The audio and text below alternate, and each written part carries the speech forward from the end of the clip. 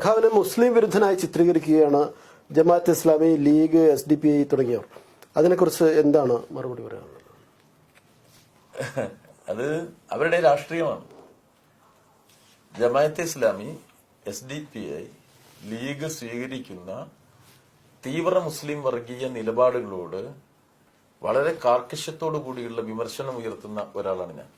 കാരണം അത് മുസ്ലിം സമുദായത്തിന്റെ താല്പര്യങ്ങൾക്ക് എതിരാണ് എന്നതുകൊണ്ടാണ് ആ നിലയിലുള്ള വിമർശനം നമ്മൾ ഉയർത്തുന്നത്. വിശേഷിച്ച് സംഘപരിവാറും RSSഉം വലിയ തോതിൽ ശക്തിപ്പെടുന്ന ഒരു കാലത്ത് മുസ്ലിങ്ങൾ പ്രത്യേകമായി വർഗീയവൽക്കരിച്ച് രാഷ്ട്രീയം കൈകാര്യം ചെയ്യുന്നത് BJPക്കും സംഘപരിവാറിനും വലിയ ഗുണം ചെയ്യുന്ന ഒന്നാണ്.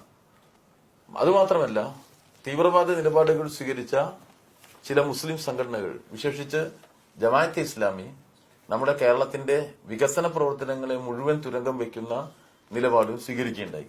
ഉദാഹരണത്തിന് 4 വരി പാത കേരളത്തിൽ വേണ്ട എന്നുള്ള നിലയിൽ ആളുകളെ തെറ്റിദ്ധരിപ്പിച്ചുകൊണ്ട് അക്രമോത്സുക സമരങ്ങളിലേക്ക് അവർ നീങ്ങുകയുണ്ടായി. അതോടൊപ്പം തന്നെ വർഗീയതയ്ക്കൊപ്പം അക്രമോത്സുകത കൂട്ടിച്ചേർത്തുകൊണ്ട് ഗെയിൽ പൈപ്പ് ലൈനെതിരായിട്ടും സമരം ചെയ്യുകയാണ്. ഇതെല്ലാം കേരളത്തിന്റെ വികസന മുന്നേറ്റത്തിനെതിരായിട്ടുള്ള പ്രതിലോമപരമായ നിലപാടുകളായിരുന്നു. അതിനെ വളരെ നല്ല നിലയിൽ വിമർശിക്കാൻ ഈ സമൂഹത്തിന് ബാധ്യതയുണ്ട്. ആ സാമൂഹ്യ ബാധ്യതയുടെ ഭാഗമായി വിമർശിച്ച ഒരാളാണ് ഞാൻ. സ്വാഭാവികമായിട്ടും അവർക്ക് അത് മുസ്ലിം വിരുദ്ധമാണ് എന്ന് പ്രചരിപ്പിക്കാൻ താല്പര്യം കാണും. ഒരു കാര്യം മറന്നുപോകരുത്, ഈ കേരളത്തിൽ പാകിസ്ഥാൻ പൗരന്മാരുണ്ടായിരുന്നു.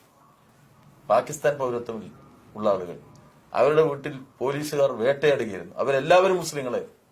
അവർക്ക് വേണ്ടി ഇന്ത്യയുടെ പാർലമെന്റിൽ ആദ്യമായിട്ട് സംസാരിച്ചത് ഞാനാണ്. ആ വിഷയം പാർലമെന്റിൽ ഉന്നയിക്കുക മാത്രമല്ല, ആ വിഷയം ഉന്നയിച്ച് അതിനൊരു പരിഹാരം കാണുകയും ചെയ്തു. മുസ്ലിം ലീഗിന്റെ ഒരു നേതാവ് എത്രയോ വർഷം, 25 കൊല്ലവും 30 കൊല്ലവും പാർലമെന്റ് അംഗങ്ങളായിരുന്ന മുസ്ലിം ലീഗുകാർ ഈ പാവപ്പെട്ട ജനവിഭാഗത്തിനെതിരായി ഒരിക്കൽ പോലും, ആ ജനവിഭാഗത്തിന് വേണ്ടി ഒരിക്കൽ പോലും പാർലമെന്റിൽ ഒരു വാക്കുച്ചരിച്ചിട്ടില്ല എന്നതാണ് വസ്തുത. അതുകൊണ്ട് മുസ്ലിങ്ങൾക്ക് അനുകൂലമാണോ എതിരാണോ എന്നതെല്ലാം എന്റെ പാർട്ടിയുടെ നിലപാടുമായി ബന്ധപ്പെട്ടതാണ്. ഞാൻ CPIM പ്രവർത്തകനാണ്. ഇന്ത്യയിൽ മതന്യൂനപക്ഷ താല്പര്യങ്ങൾക്ക് വേണ്ടി ഏറ്റവും ശരിയായ നിലപാട് എടുത്തിട്ടുള്ള പാർട്ടി CPIM ആണ്. ഇപ്പൊ ഇതാ മുത്തലാഖിന്റെ വിഷയം വന്നിരിക്കുന്നു. ഏറ്റവും ശരിയായ നിലപാടായിരുന്ന CPIM-ന്റെ. NIA-യുമായി ബന്ധപ്പെടുത്തിയ വിഷയങ്ങൾ വന്നിരിക്കുന്നു. ശരിയായ നിലപാട് ഇടതുപക്ഷത്തിന്റേതാണ്. ഇപ്പോ വിവിധങ്ങളായ വിഷയങ്ങൾ എല്ലാ കാലത്തും മുസ്ലിം ചെറുപ്പക്കാരെ പിടിച്ചുകൊണ്ടുപോയി ജയിലിലിടുന്നതിനെതിരായി ഏറ്റവും ശരിയായ രാഷ്ട്രീയ നിലപാടെടുത്ത പാർട്ടി CPIM ആണ്. ആദ്യമായി അത് സംബന്ധിച്ച് ഇന്ത്യയിൽ ഒരു പ്രസ്താവന ഇറക്കിയ പാർട്ടി CPIM ആണ്. മതന്യൂനപക്ഷങ്ങളുടെ താല്പര്യ സംരക്ഷണത്തിന് വേണ്ടി ഇന്നത്തെ ഇന്ത്യയിൽ, വിശേഷിച്ച് സംഘപരിവാറിന് ആധിപത്യമുള്ള ഇന്ത്യയിൽ കരുത്തോടുകൂടി നിലയുറപ്പിക്കുക എന്ന നിലപാടുള്ള പാർട്ടിയാണ് CPIM.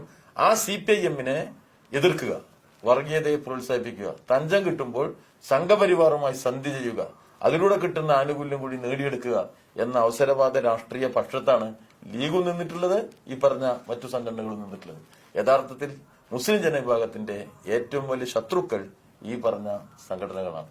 അവരുടെ ഏറ്റവും കരുത്തുറ്റ പരിരക്ഷകന്മാർ ഇടതുപക്ഷമാണ് എന്നതിൽ അഭിമാനിക്കുന്ന ഒരാളാണ് ഞാൻ.